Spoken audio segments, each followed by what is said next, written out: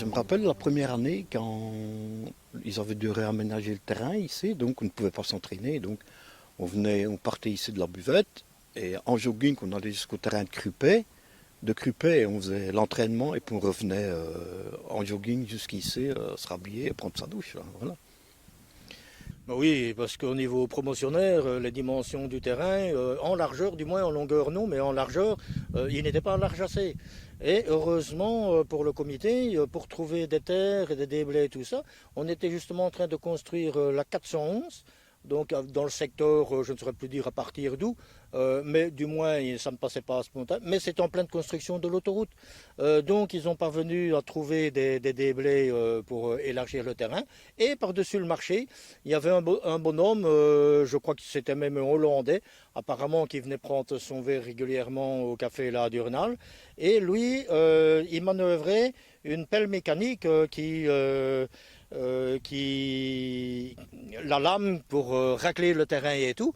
Et on s'est arrangé avec lui, le comité du moins s'est arrangé avec lui pour voir s'il ne savait pas venir faire les travaux, même pendant ses congés, je crois, parce que c'était urgent pour que le terrain soit nickel.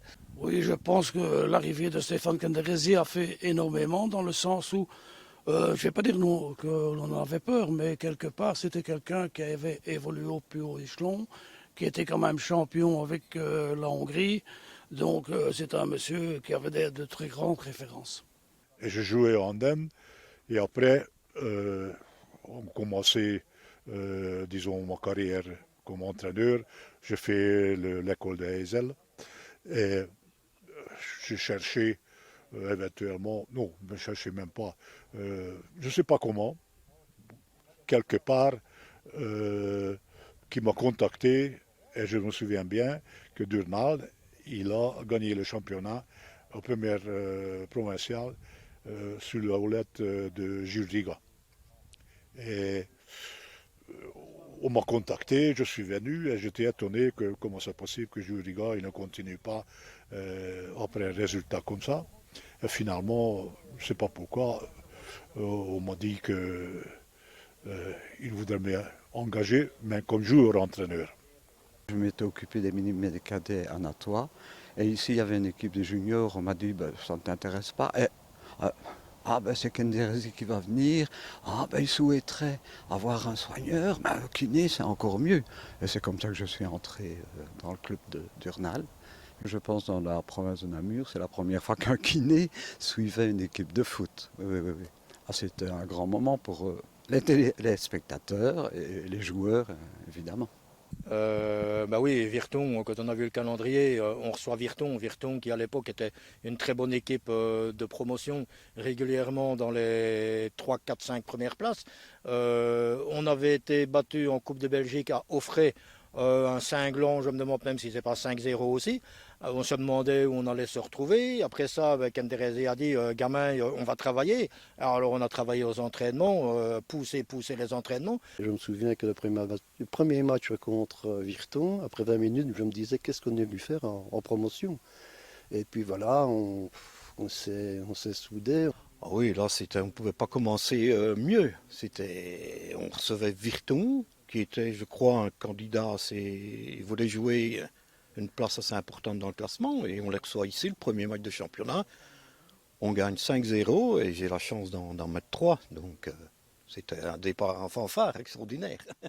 Tu te souviens encore de la réaction de tes coéquipiers, des spectateurs à ce moment-là, quand tu es le héros du match finalement? Oui, c'était surtout le Ken qui disait oh gamin, qu'est-ce que tu fais là? Voilà.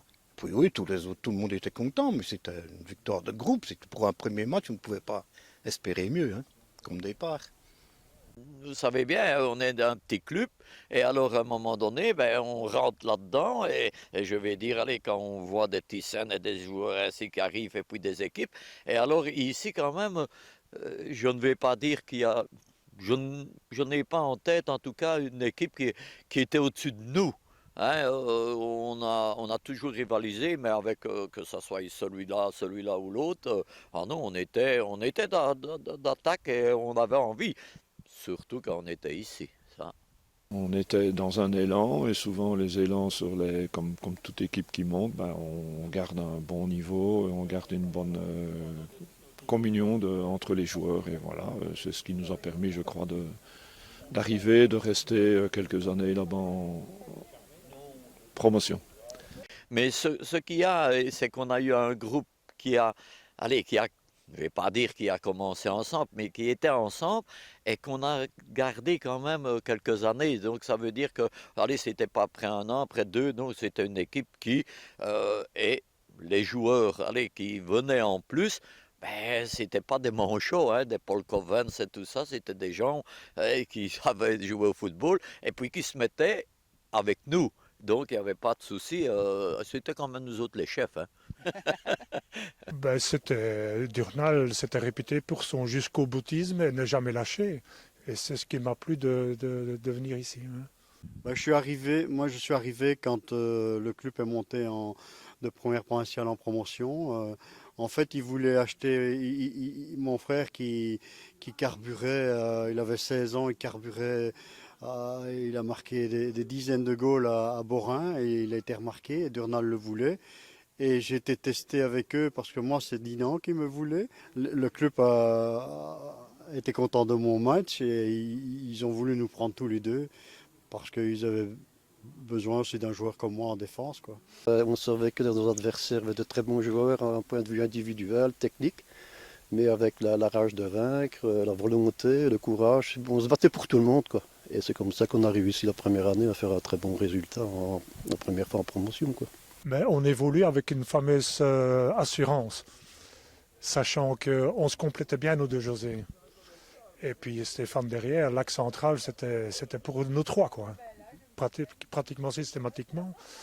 Mais par contre, les latéraux, c'était fameux aussi, si bien qu'au niveau défensif, on était très bien rodés. On a pris des goals, mais on en a empêché beaucoup. On était très bien guidé par le seigneur José là-bas derrière, qui sans arrêt nous replaçait en cas de mauvais placement.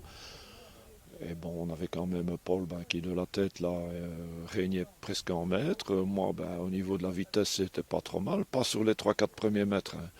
Mais sur 10 mètres, là, je parvenais à récupérer beaucoup des adversaires. Et voilà. C'était un des points forts quand même de Durnal, c'était la défense. On n'était pas mauvais, mais bon, il y avait quand même aussi un excellent distributeur avec Jacques Raskin et tous des gars qui travaillaient sans relâche pour l'ensemble de tous les joueurs, comme j'ai dit tantôt. Écoute, c'était la première fois évidemment qu'un kiné suivait l'équipe. Donc pour tout le monde, c'était qu'est-ce qui va se passer, qu'est-ce qu'on va faire, etc. Je me souviens que, bon, évidemment, c'était les premières fois qu'on mettait des tapes. Donc, qu'est-ce que c'est que ça? Donc je leur avais dit, mais si je mets un tape, n'oubliez pas de vous raser, évidemment. Ils n'avaient pas fait la plupart. Mais alors quand j'ai mis les tapes à des personnes qui n'étaient pas rasées, j'ai autant de dire que quand on enlevait le tape, ça hurlait. Hein. Pour moi, le meilleur match qu'on a fourni, la première année en promotion, ça a été à Bastogne. À Bastogne, il a été gagné 0-4. On avait fait un match extraordinaire. Ça, c'était... Il y a des matchs ainsi qu'on n'oublie pas. Hein. Le plus grand, c'est le match contre Dinan, évidemment. Je suppose que les autres joueurs en ont fait mention. Il y avait plus de 3000 spectateurs ici autour du terrain, avec 450 habitants à Durnal. Vous voyez la proportion, quoi. Et voilà. Et puis finalement, le classement, quoi. C'était une belle année de promotion. Moi, je me rappelle ici un match contre Dinan, je crois, et on avait été mangé à Spontin, aux sources, parce que toute la province avait été remise. Il y avait des gens même qui m'ont dit, on a garé à Crupet, mais on a vu la deuxième mi-temps parce qu'il n'y avait pas de place pour venir.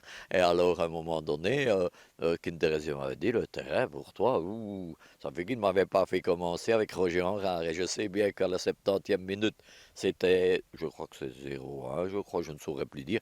Et alors, à un moment donné, il me dit, allez, tu vas rentrer parce qu'il faut bien, je donne un corner sur la tête de Roger Henrard et c'est goal, donc c'était fou.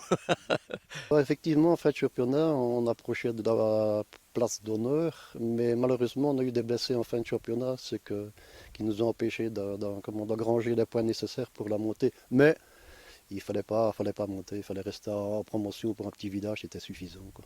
La première année en division, en promotion, à 3 matchs de la fin, on était encore 4-5 clubs à pouvoir jouer le titre, dont Durnal. Il faut dire qu'à l'époque, c'était encore des matchs à 2 points. Et les 3 derniers matchs, on a été battus. Il y en a beaucoup qui ont dit parce que bon, on ne voulait pas monter, mais ce n'était pas ça. Nous autres, on était au bout du rouleau et on a perdu les 3 derniers matchs. Tout compte fait, ce qui n'était pas plus mal parce que je ne sais pas ce qui serait passé si jamais on avait enlevé le titre. Voilà. Et je crois me souvenir que c'est Ferrières qui a été champion. Dit non, on n'a fait qu'un match nul au dernier match et c'est Ferrières qui a enlevé le titre. Calmons-nous un peu, parce qu'alors, je ne sais pas ce que ça aurait apporté de monter en division 3. C'était encore un autre échelon supérieur à ce moment-là. La promotion, pour moi, c'était déjà extraordinaire. Ouais.